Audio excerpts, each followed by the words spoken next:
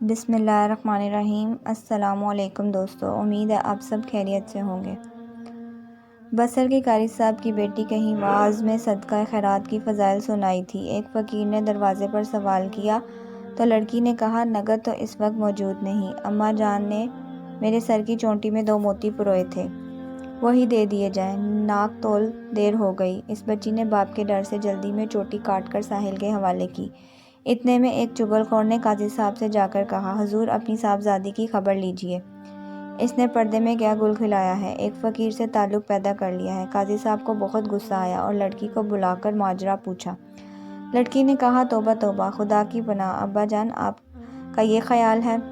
باپ نے کہا، اچھا اگر بڑی سچی ہے تو ہمیں اپنی چوٹی دکھا۔ لڑکی نے کہا، 2 رکعت نماز پڑھنے دو۔ قاضی صاحب نے کہا، اچھا پڑھ لو۔ یہ نماز میں مشغول ہوئی اور نماز میں نہایت عاجزی سے دعا کی، الہی تیری ہی ذات پر بھروسہ ہے، تیرے ہی نام پر صدقہ دیا ہے، اب تو مجھے باپ کے آگے شرمندہ اور رسوا نہ کرنا۔ دراصل عاجزی حق تعالیٰ کے دربار بے نیاز میں بہت پسند ہے۔ اس نے ابھی سجدے سے سر اٹھایا تھا کہ سر پر 10 مینڈیوں کی ایک چونٹی آ گئی اور ہر مینڈی میں ایک ایک موتی چمک رہا تھا۔ ارشاد باری تعالیٰ ہے، بے شک خدا ہر چیز پر قادر ہے۔ پھر اس لڑکی نے نہایت وقار کے ساتھ اپنے باپ کے سامنے آخر اپنی چوٹی دکھائی۔ باپ دیکھ کر تعجب کرنے لگا اور حقیقت حال سن کر کہا، سچ ہے، ایک نیکی کرنے والے کو 10 گنا ملتا ہے۔ قاضی صاحب نے چغل خور کو سزا دینا چاہی، مگر لڑکی نے سفارش کر کے معافی دلوائی۔ سچ کہا کسی نے، سچ کو آنچ نہیں۔ نیک بندوں کی یہی صفات ہے کہ وہ لوگوں کو معاف کر دیتے ہیں۔ اگر وہ لڑکی نیک بخت سفارش نہ کرتی تو اس کو سزا ملتی۔ چغل خوری برا شیوا ہے، کیونکہ یہ فاعل فاقس کا ہے اور فاقس خدا کا نافرمان ہے۔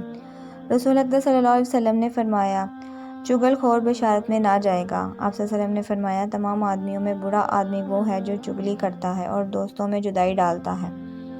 دراصل اسلام کی تعلیم یہ ہے کہ اگر کچھ موجود ہو تو ساحل کو دے دیا جائے، ورنہ اسے اس طریقے سے جواب دیا جائے تاکہ اس کی دل شکنی نہ ہو۔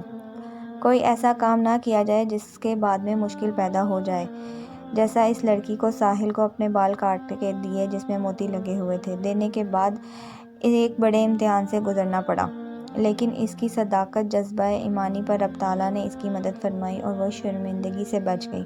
اسلام نے بڑے امتحان میں اپنے آپ کو ڈالنے کا حکم نہیں دیا۔ یہ ایک بچی کا اپنا نفس ایک جدائی کا حال تھا۔ اسلامی کتب میں ایسے واقعات باکثر موجود ہیں۔ اس واقعے سے یہ سبق ملتا ہے کہ اس نیک لڑکی نے اپنی جامع دشمن چغل خور کو معاف کر دیا، اس کو سخت سزا سے بچا لیا اور